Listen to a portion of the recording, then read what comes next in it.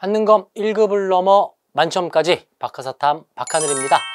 한국사 10분 때려잡기 함께하고 계십니다. 제가 지난 회차 계속 작업을 하면서 좀 느낀 게 10분 때려잡기라 나올 법한 내용을 정리만 해드려야 하는데 개념 설명을 계속 하고 있더라고요. 시간이 좀 많이 길어지는 그런 특징을 제가 좀 체크를 해서 이번 편부터, 이 경제사 특별편부터는 정말 나올 법한 것들 정리 위주로 핵심 정리만 딱 해드릴 거라서 여러분 시험 보기 전에 딱 암기하시고 피드백 하실 수 있게 이렇게 좀 작업을 계속 할 예정이고요.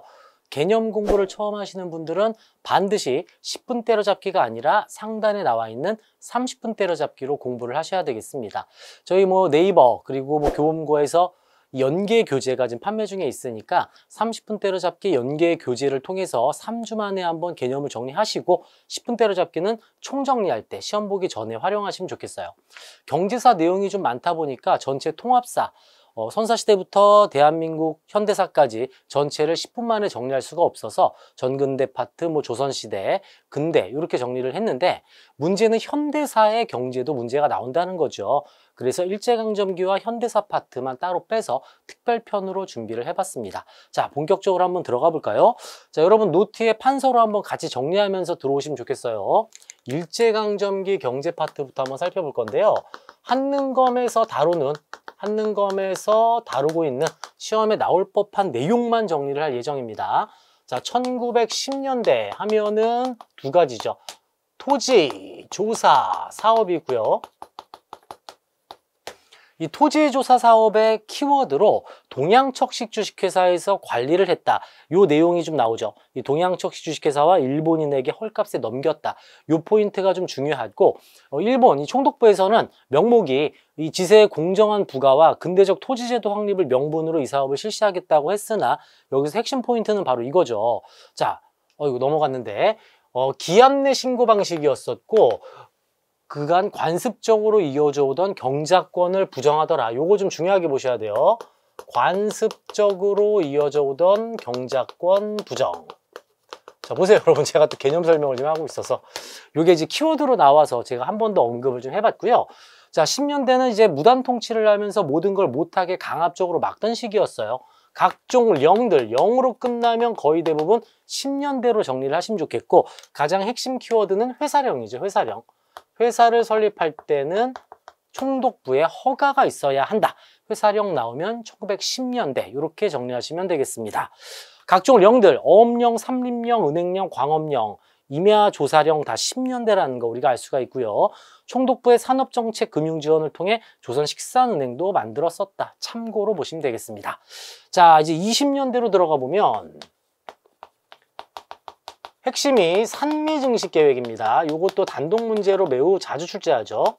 산미증식계획은 기본적으로 여러분 1920년부터 1934년까지 실시하고 1938년에 재실시를 합니다. 이게 고등학교 교과서마다 좀 연도는 좀 다르지만 38년부터 재실시한다. 우리 이렇게 이야기를 많이 하고 있어요. 1차 세계대전 계기로 일본의 공업화를 진행하면서 우리나라 이 조선의 쌀을 생산량을 늘려서 일본으로 가져간 산미증식계획, 주로 20년대 산미증식계획 이렇게 정리하시면 되겠고 회사령을 철폐합니다.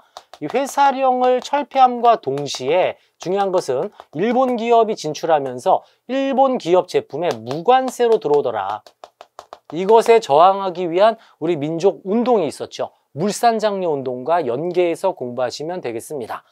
신은행령도 1928년이라는 거. 자, 요것도 우리 한번 나온 적이 있어서 메모는 해놓을게요. 제가 28년에 신은행령을 제정하였다. 일본 자본 지배를 강화하기 위해서 신은행령은 28년 이렇게 정리하시면 되겠고요. 자, 30년대 한번 넘어가 볼게요.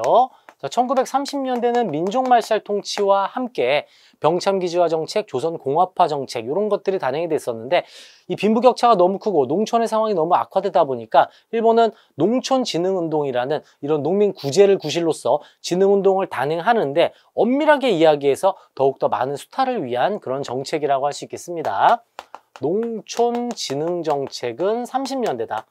정확하게 연도 몇 년부터 몇 년까지 이렇게 암기하실 필요 전혀 없고 30년대 농촌진흥정책 또한 남쪽에는 면을 재배하고 북쪽에는 양을 사육하는 식민지 공업화 정책 중 하나인 남면북양 정책도 30년대 특징이라 할 수 있습니다. 병참기지화 정책 역시 일본이 37년 중일전쟁 일으키고 훗날 41년 태평양 전쟁을 일으키면서 우리 민족, 우리 한반도에 전쟁 수행에 필요한 물자 조달을 위해서 병참기지화 정책 단행하고요. 이것 때문에 한반도 북부지방은 중화공장에 들어서고 남쪽은 계속 벼농사를 짓는 이런 남북의 경제 격차가 크게 벌어지는 특징이라 할 수 있겠어요. 지역 불균형을 초래하였다. 30년대 병참기지화. 자, 요 정도가 되겠네요. 40년 삼비증식 계획 재개이기도 하고요. 38년 재개라고도 하는데 30년대 이후 재개하였다. 이렇게 정리하시면 되겠어요. 그 다음에 공출제, 배급 실시. 요것도 30년대 이후 이렇게 묶으시면 되겠습니다. 공출제, 배급 실시. 공출제, 배급 실시. 30년대 이후, 광복 직전까지 이렇게 묶어서 공부하시면 되겠고, 이제 현대사로 한번 들어가 볼게요. 현대사. 광복 이후에 1950년부터 53년 6.25 전쟁이 일어났었죠. 그래서 1950년대는 원조를 받지 않으면 굶게 되는 아주 끔찍한 상황, 원조 산업, 원조국이 됐었고요. 특히 하얀 제품 3가지, 300산업이 발달을 하게 됩니다. 뭐 밀가루, 설탕, 그 다음 면화가 들어와서 이 수입을 통해, 원조를 통해 먹고 사는 300산업 하면은 50년대가 되겠습니다. 50년대는 300산업, 요 단어 잘 기억해 주시고요.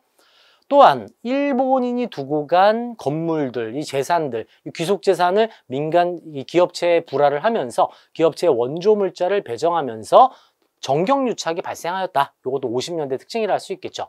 자, 60년대, 70년대로 한번 가보겠습니다. 60년대 특징은 62년부터 1차 경제개발 5개년 계획을 실시하게 됩니다. 5개년 계획. 62년부터 4차 5개년 계획까지 진행이 되는데요. 1, 2차 5개년 계획은 60년대, 70년대는 3, 4차 5개년 계획 이렇게 정리하시면 좋겠고, 연도 중요한 게 하나 있어요. 1970년대에서 좀 중요한 연도가 단독으로 종종 나오는 게 1970년 경부고속국도 완공. 이때 정부의 정책은 무엇이었냐? 이렇게 박정희 정부와 연결하는 문제가 출제가 될 수 있고요. 자, 행운의 숫자 7이 2번 들어가고 있죠? 1977년에 수출 100억 달러를 달성하였다. 요거 꼭 알아두셔야 돼요. 요 2개는 단독으로 출제를 잘 하는 편입니다. 하지만 60년대는 외환상환 부담으로 좀 위기가 있었고 70년대는 석유 대파동이 함께하고 있었다. 요것도 우리가 같이 흐름으로 정리를 할 수가 있는 부분이 되겠습니다. 자, 또한 60년대는 우리가 경제를 살리기 위해선 달러가 필요하지 않겠습니까? 해외 근로자, 파독광부와 파독간호사 파견 모두 60년대 특징이라 할 수가 있겠고요. 80년대로 들어가면 요 단어 삼저호황이 나옵니다.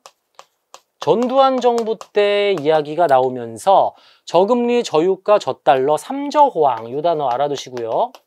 80년대는 삼저호황. 자, 그리고 90년대 여기 좀 중요한 거 나와요.